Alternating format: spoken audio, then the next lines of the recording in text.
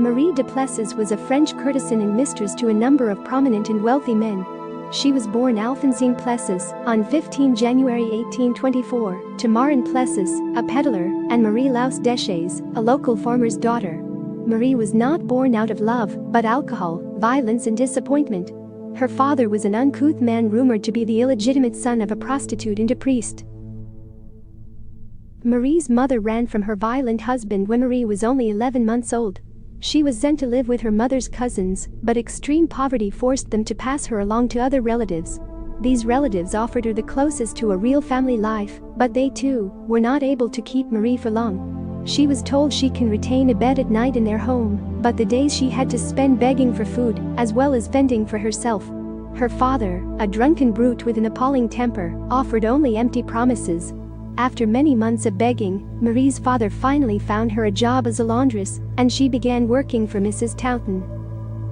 It was a tough, poorly paid job, but also a skill that would later prove of some use. Then, Marie's father, either to pay a debt or to fill his pockets for a few weeks of drinking, made a terrible decision. He took his daughter for dinner at the remote Exons home of a well-known local bachelor, Mr. Plantier. Marie would later describe him to her friend, Romain Vienne, as a septuagenarian with a detestable reputation as a debaucher. After dinner, Marin left without his daughter. He had sold her to the old debaucher for a few francs. Marie was 13 years old. In her book, Daughter of Paris, The Diary of Marie Duplessis, France's most celebrated courtesan, a historical novel written in the first person and based on Marie Duplessis's life, Mogan writes, "The night that follows is a night of new discoveries. Brutal discoveries. I discover that monsters do not live in fairy tales, but rather are here, in our real world. Later still, when the satyr orders me to lie upon his bed, I discover I am too numb to care whatever it is he will do to me. And he does many things. He orders me to undress so he could examine my naked body. He reaches out with wrinkled trembling hand to fondle my breasts, and I discover disgust. When his fingers trail to my private parts, I almost throw up. His shaking fingers push into my being, long, dirty nails scratch and tear at my tender insides." After a few months, Marie manages to escape and find shelter with a young woman, the owner of an inn, who becomes her next mother figure. But her father finds her there too and demands his rights as a father to care for his daughter. Instead of caring for her, however, he sells her again, this time to some gypsies in the nearby forest of Saint Evroult.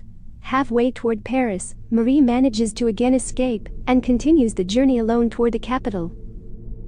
In Paris, Marie went to live with her father's cousins, the Vitals, while working in a clothing shop. Soon, however, she met a business owner, a certain Mr. Nolet, who rented a furnished apartment for her and gave her 3,000 francs for her initial needs. With her reputation as a respectable girl gone, her relatives threw her out of their house and life. Mrs. Vital yelled, "If ever you set foot in my house again, I will chase you away like the vermin you are." Marie began asking more and more money from her protector, and becoming afraid she would soon ruin him, he left her. It isn't long before the statuesque 15-year-old Marie finds another protector.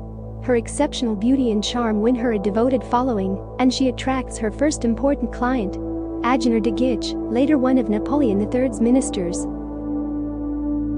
Alexandre Guiche, 10th Duc de Gramont, fell in love and perhaps for a while, saw a future with Marie. He encouraged her to better herself, arranging dancing, piano and drawing lessons, and urging her to work on her reading and writing. He helped transform her accent and educated her about current affairs. Alexandre bought Marie beautiful clothes, jewels, horses and white camellias.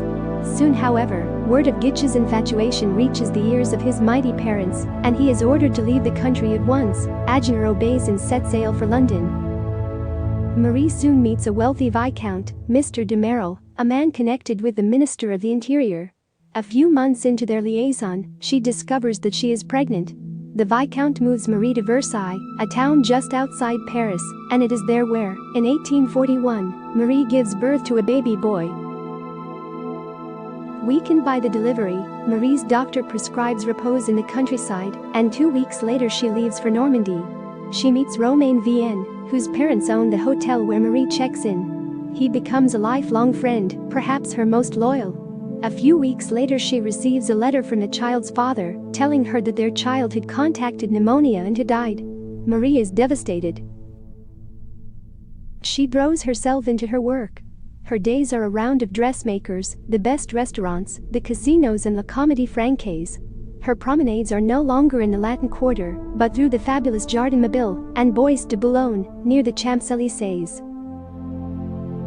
By the age of 17 she meets and begins a liaison with Count Edouard de Perregaux, but because he could not give her all she needed, she did not devote herself to him exclusively. The Count, however, is smitten. Romain Vienne writes, Edouard had no concern for his interests, neglected his friendships, abandoned his family, renounced all his relations, to be only with Marie and her desires, her actions, her whims. He endeavored to please her by the most gracious attentions and the most pleasant surprises. He showered her with gifts and lavished on her all that the most ingenuous gallantry can suggest to the imagination of a happy lover. Marie, however, takes another patron, an octogenarian Swedish diplomat named Count von Stackelberg. He tells her, "Do not fear, mademoiselle, that I am trying to woo you. It would suit neither my age nor my taste. You are very beautiful, but you will understand the kind of feelings your beauty inspires in me when I tell you that I have recently lost a daughter whom you resemble like a sister. I have a favor to ask you. I would like to see you often to remind me of my daughter. It is not unusual to commission artists to paint portraits of those one has lost, and you would be the living portrait of my child. I am a very wealthy man. Will you renounce the existence you lead? You can name the figure of income I will undertake to provide. Accept the offer I am making you. Help me to accomplish a doubly pious act, that of honoring the memory of the deceased, and of bringing honor to the living." The week isn't over yet when the octogenarian begins courting Marie with the conceit of a young hero. They become lovers, and he buys her a house in the Boulevard de la Madeleine. Her hard work had paid off, and she was now a Parisian celebrity, nearing the peak of her ambitions. Less known was Marie's kindness. She helped a girls' orphanage, took a disgraced daughter to live under her care, and helped many fallen women. Like so many other courtesans, she established a salon at her residence, and many of the Parisian bright minds gathered there. Among them was Alexandre Dumas, the as yet undistinguished son of the famed adventure novelist. Alexandre became her amant de cour, a lover who didn't pay, who she helped financially. Despite her preferential treatment, Dumas suffered terribly from jealousy, so for his own sanity and his pride, he started to distance himself in the summer of 1845. He resolves to abandon Marie through a letter.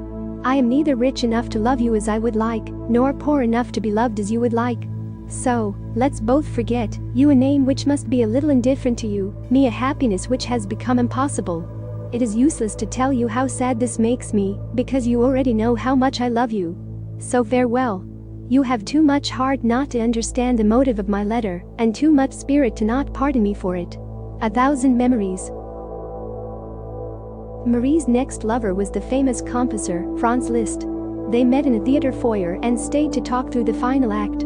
Franz Liszt was famous, 30 and unattached, after his love affair of many years with Mariette, Countess Marie d'Agoult ended. Franz's heart was broken, but he was not immune to Marie's charm. He described in a letter feeling strangely attracted to this delightful creature. Not the passion she usually inspired. Marie's feelings were considerably stronger. A brief liaison followed until a tour called Franz away. She begged to go with him riding. "I shan't bother you, I sleep all day, and at night you can do with me what you will." He rejected her, softening the blow with a promise to take her to Turkey the following year. But by spring of 1846, Liszt had moved on, and Marie entered into a marriage of convenience with Edouard de Perregaux, who loved her unconditionally. Because this was an English registry office marriage transacted without benefit of clergy, it was not considered binding in France. But as his wife, the Normandy farm girl would become a countess. Marie's desperation was exacerbated by the knowledge that she was unwell. Like so many 19th century children of poverty, she had contracted tuberculosis, or as it was called in those days, consumption, and by the summer of 1846, she knew she was dying.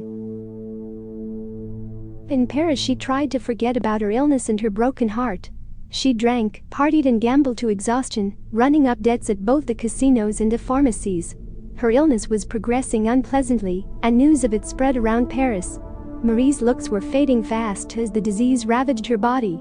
Protectors and friends, horrified by her deterioration and fearful for their own health, began to avoid her. By the new year of 1847, Marie was alone with a few unpaid servants, her maid, and visited only by doctors. Weak and frail, she could barely get out of bed. But in January 1847, she wanted to attend the theater one last time. The newspapers described her attendance. One believed, on seeing this beautiful spectre with inflamed eyes, covered with diamonds and enveloped in a flood of white satin and lace, that Marie had risen from the grave to come and reproach this brilliant society of young fools for their abandon and their unfeeling forgetfulness. She appeared that way for she was already mortally ill. The pure whiteness of her skin had been melted like snow by the fire of her fever, the flush of exhaustion wasted her thin cheek, the light had extinguished in the huge black eyes, and there were circles beneath them. And yet, she had dressed herself that evening with a wild brilliance.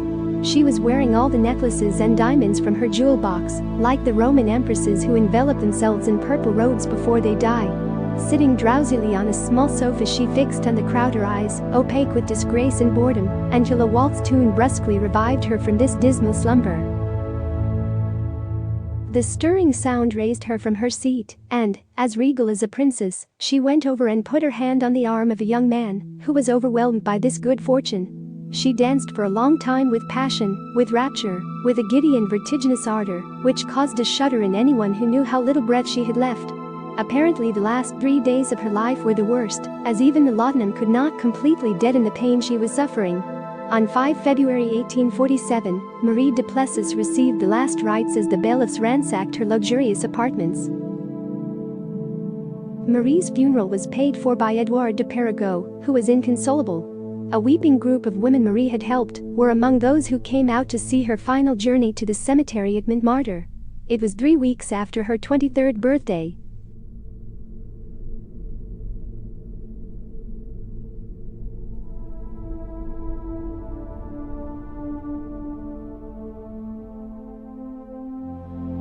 For more videos, please click the subscribe button.